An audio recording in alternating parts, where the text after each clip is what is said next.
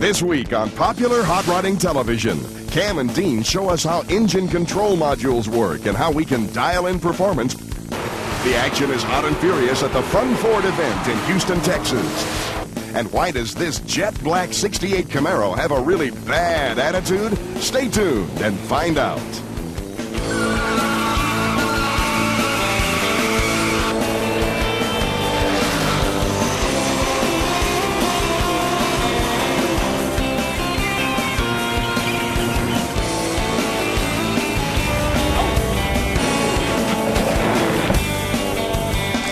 Skuza, it looks like you got your 8-track collection out or something. It looks like it, doesn't it? Carpenters, Bee Gees, Bootsy Collins, Redbone. And Sweet, home of what? Ballroom Blitz. Fox on the Run. And what was the other one from the other album? Not this album. Love is Like Oxygen. That's right.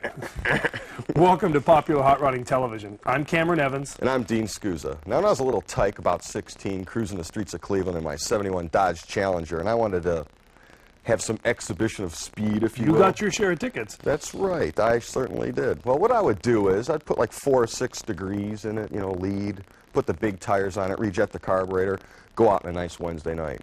Well, guess what? If you have a late model vehicle, you can't do that. If you want to do something like that to increase your performance, you have to get in the computer. Where computers started showing up on modern road vehicles is where the manufacturers wanted to replace carburetors with more efficient designs of fuel injection.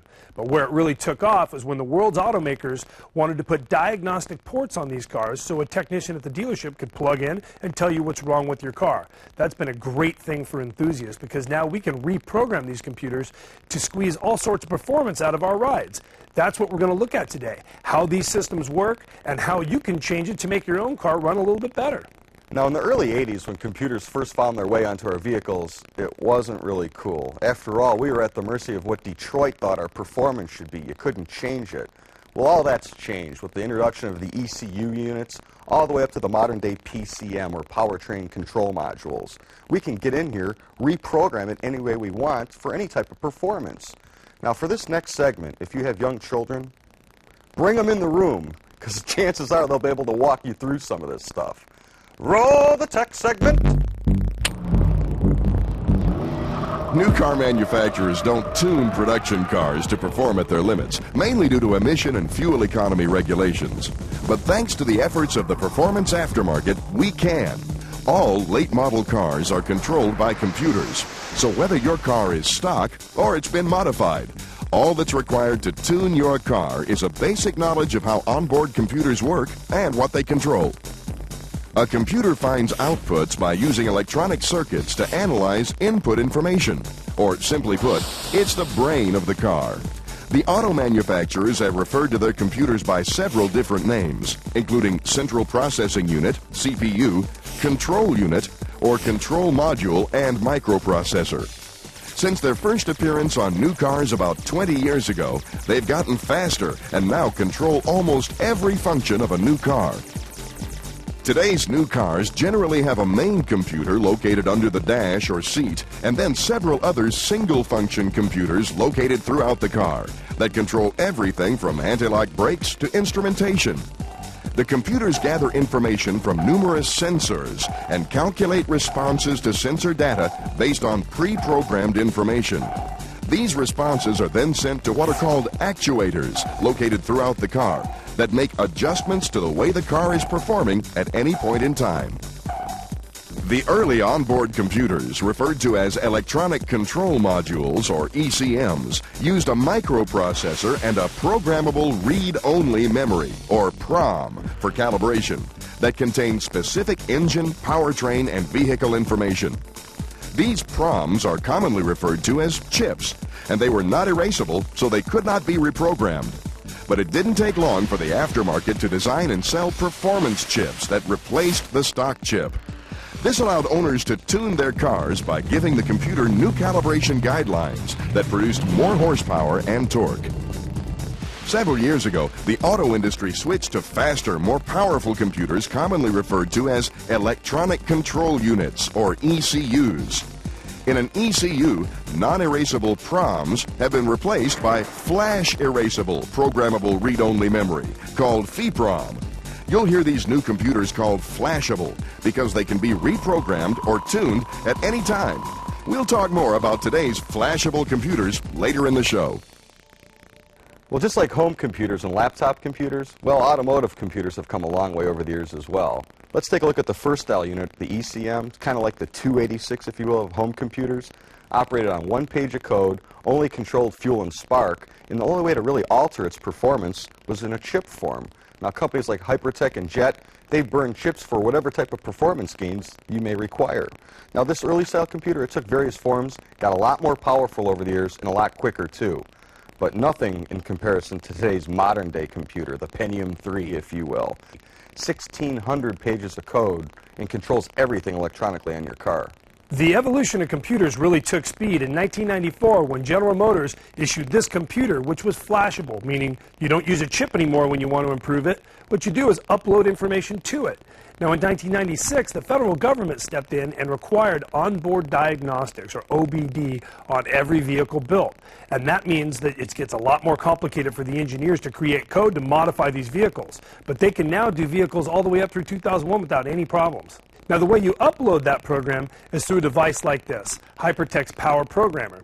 And the way it works is it actually goes through the same diagnostic port that a mechanic would use to figure out what's wrong with your car. You just answer some simple yes and no questions on the screen, custom tailor your vehicle, and it's all completely emissions legal. Now, later in the show, we're going to look at computers like this more in detail, but we got to pay a few bills. We'll be right back. Coming up on Popular Hot Rodding Television, more on how engine control modules work, and we'll find out why this 68 Camaro has a really bad attitude. You know, the PHR TV camera crew's getting worn out covering these fun Ford weekends. I mean, literally, they're going from one end of the country to the other. Well, recently they made a stop in Houston. Let's check it out. We took a look at a couple more classes this time. We're going to look at both the Mod Motor class, which is huge, she's a car owner, and the Street Renegade class, which is also pretty popular.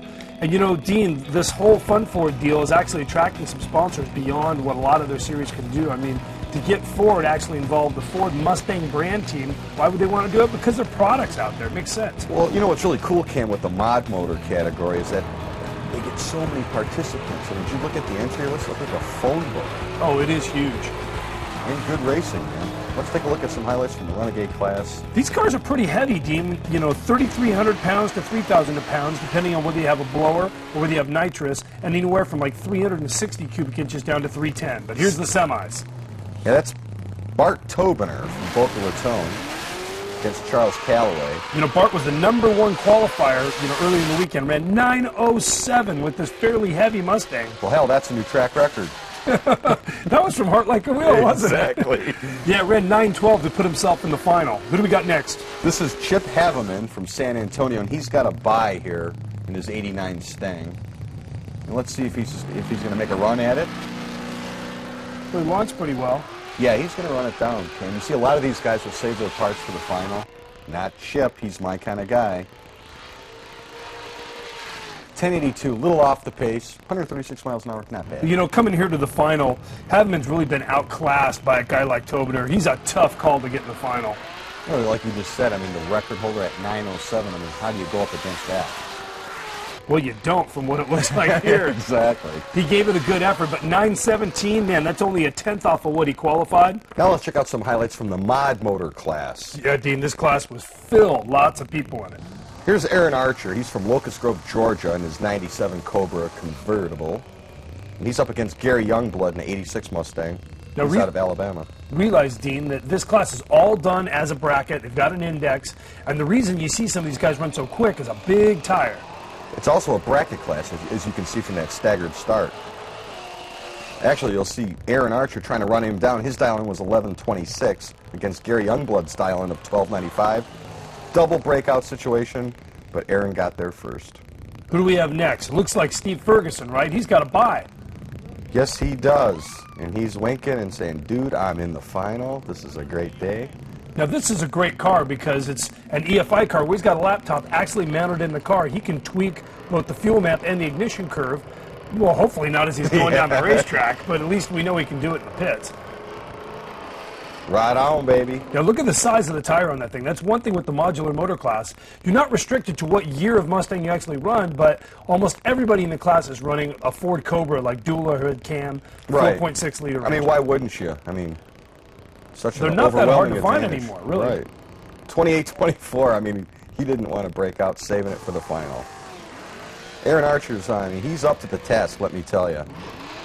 Well, he put the top light out. Let's see if Archer can run him down. Oh, I don't know. Ooh, he's getting pretty close to the center line, too. Ferguson takes the win, and he had a hole shot on him by almost a tenth of a second, Cam. I think I overheard Skuza, a Mopar guy, whispering he might build a Mustang. Think is the key word here. You didn't hear that, buddy. Oh, come on. I ought to build one and whip him with it anyway. We'll be right back. You better build it big and strong. Oh, no. He's going to whip you. Still to come on popular hot rodding television. More on the computers in our cars. And our bad 68 Camaro takes to the track. Stay tuned. Hey, welcome back to PHR TV and our show all about computers and performance upgrades. Now, our friends at Hypertech were kind enough to lend us their chassis for their new 57 Chevy project car, and thank God it isn't complete. It gives us a good view of the computer and its controls. Now, this project car is powered by an all-late model Camaro drivetrain. After all, you see an all-aluminum LS1 V8 plus an electronically controlled 4L60E transmission. What I most like about this car is that it's got all the G-Machine styling, 18-inch wheels with really low-profile tires, a 4-link and a 9-inch rear end. And I could bet that's on a standard gear ratio in that rear end. Now, if you've been around computers, you've probably heard the words garbage in, garbage out, right? Well, the same applies here. I mean, this computer doesn't know that those tires have been changed. It doesn't know that you've changed the gear ratio. After all, that's going to determine how this thing shifts. That's what the power programmer's for, and you can also change the shift firmness. Remember, you used to have to put a shift kit in an old Turbo 350 transmission? Now you just do it with the computer. You can also change shift points. What I most like about it is that you can go and change the thermostat to a lower temperature, also control the electric fan. You're going to drop overall engine temperature and make a lot more power. Hey, whoa, whoa, whoa. What I like about it is we have that guy that can explain it and animate it perfectly. Roll the next tech segment. As we discussed earlier, today's computers are referred to as flashable because they can be reprogrammed at any time. And what more could we performance enthusiasts ask for than being able to fine-tune our late model car to make more horsepower, shift how and when we want, and so on? Is technology great or what? Reprogramming onboard computers became a reality when auto manufacturers developed what's known as onboard diagnostics to allow mechanics to quickly diagnose a problem with a car and to help meet emissions regulations. The first generation of onboard diagnostics is referred to as OBD1, and the second generation is referred to as OBD2. Today, mechanics can quickly access computers by plugging a scan tool into a diagnostic port and retrieve error codes and other information that tells them what the problem is with the car. They can also reprogram the flashable memory of the computer if need be. Reprogramming, we car enthusiasts call that tuning. Thanks again to the aftermarket, we can purchase handheld controllers that allow us to plug into the diagnostic port and reprogram onboard computers ourselves. Fuel tables, transmission shift points, speed limits, and so on can all be changed in a matter of seconds. Want to take your car to the track this weekend? Easy. Just dial in the settings you want and race your heart out. When you're done, simply reset the computer to the daily driver settings. It really is that easy. So whether you have an older, non-flashable computer on your car that requires changing a chip, or whether you have the latest flashable computer, you still have the freedom to tune your car for optimal performance. Now you see what we were talking about. Those computers are pretty high-tech devices. On the pad today, we've got a 2001 Berger SS Camaro from our friends up in Grand Rapids, Michigan. This thing's got a mass air sensor, a whole revised exhaust, pumps the power up to 380 horsepower. You know, they only build about 30 of these guys a year, so they're going to be real collector's items someday. But let's say you wanted to reprogram the computer on this particular Camaro. Well, actually, you have several options. Now, Jet makes a pre-programmed piggyback connector that fits in between your PCM and your wiring harness. Superchips has a couple of different methods also, but the one thing they do is they only design a program specific to your VIN number and the modifications you've made. Now you may be wondering, hey, where's all the Fords? You haven't talked about them at all. Well, Superchips has a very good handle on that market too. They design a custom chip again, and it installs like the old school chips. It plugs onto your computer. Now let's take a look at this week's rotting marketplace.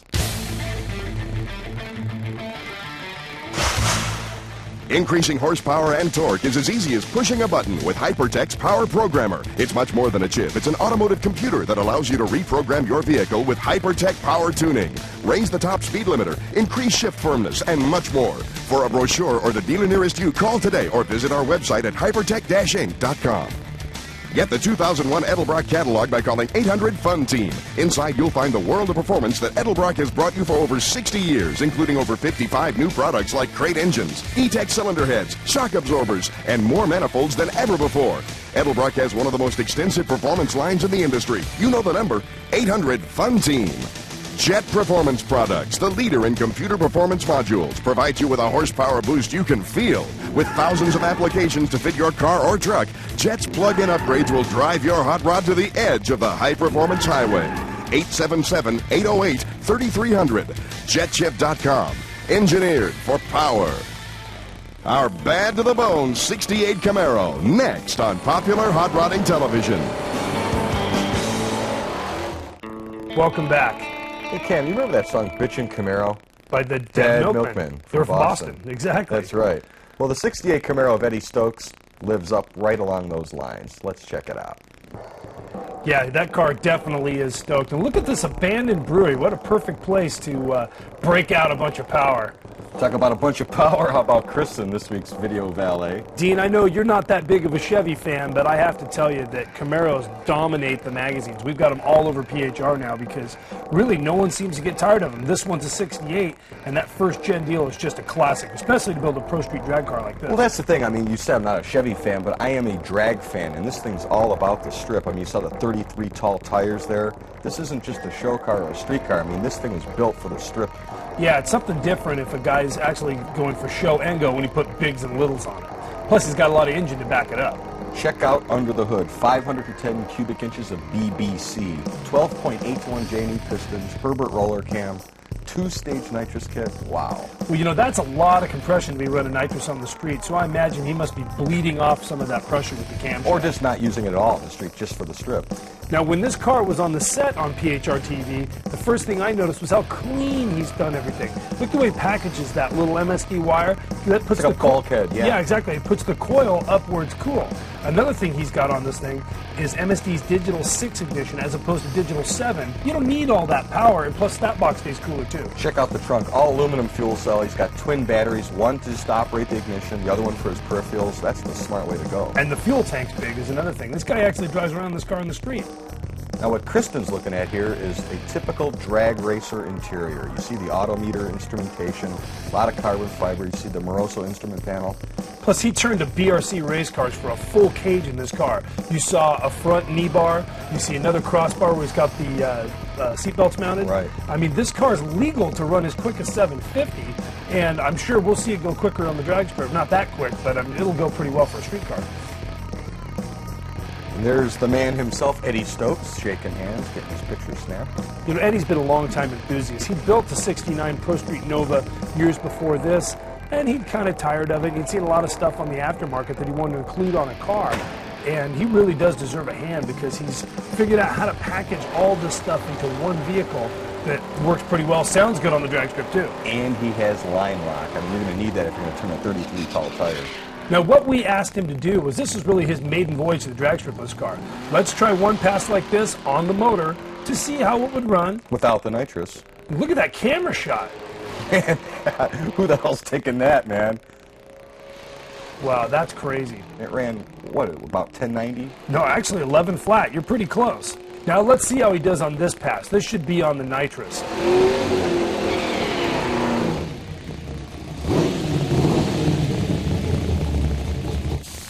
See Eddie purging it up, let's creep it in. Let's see what a 175 horse kit does for him. You see him spinning the tires down low about 80 feet, so that thing is wanting to go. He hasn't had any time to really sort the chassis out.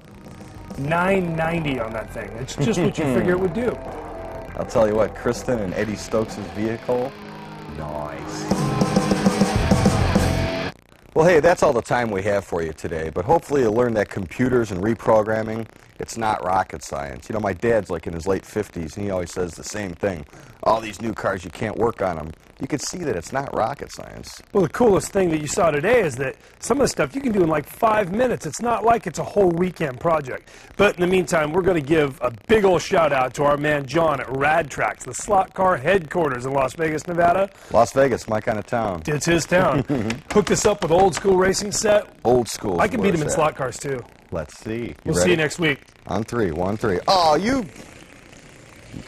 I guess you you owe me that. Just so you can really recognize what my taillights on look the like. outside, Oh, did you see that pass? That was primo. See you next week.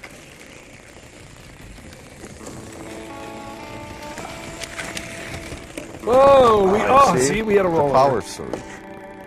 Next week on Popular Hot Rodding Television, Cam and Dean discuss the basics of building a drag car and explain the importance of the power-to-weight ratio and traction.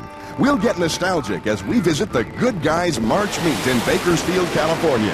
And what makes this Kenny Bell Mustang seriously stout on the street and strip? Tune in and find out. Subscribe to Popular Hot Rodding Magazine, your source for the rod and performance scene, and save 75% off the single copy rate. Each supercharged issue is packed with killer muscle cars and street rods, the latest performance parts, and tuning tips to make your car look cooler and go faster. Plus, if you order now, you'll receive the latest issue of Popular Hot Rodding absolutely free. If you like what you see, you'll pay only $9.97 for 11 more issues. America's performance publication, Popular Hot Rodding. To order, call 877-9-RODDER today. If you'd like more information on Popular Hot Rodding Television and the products presented on the show, visit PHRTV.com.